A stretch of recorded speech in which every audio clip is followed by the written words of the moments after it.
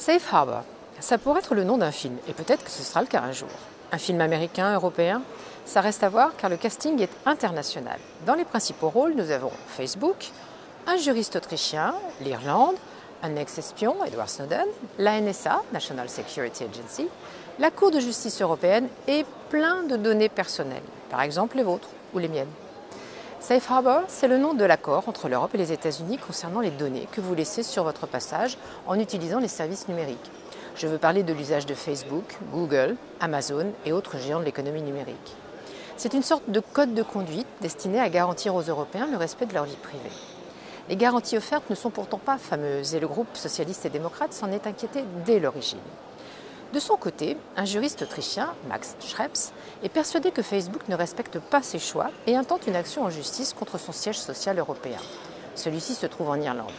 S'il est en Irlande, ce n'est pas un hasard, mais c'est une autre histoire, de fiscalité celle-là.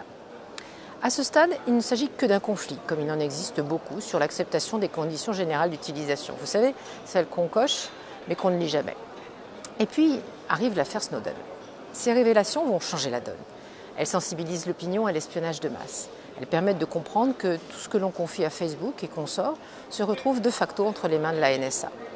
La juridiction irlandaise ayant rejeté la plainte de notre juriste autrichien, la Cour de justice européenne est appelée à trancher. Son jugement fait l'effet d'un coup de tonnerre. Safe Harbor est invalidé le 6 octobre dernier. Alors quelles conséquences ?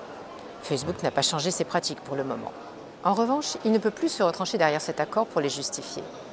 L'insécurité juridique a changé de camp.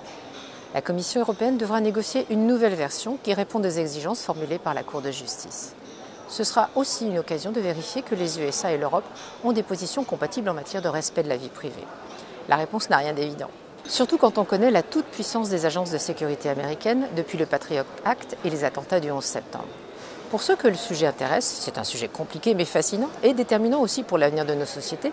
Une note plus détaillée et plus technique est à votre disposition sur mon blog. À bientôt.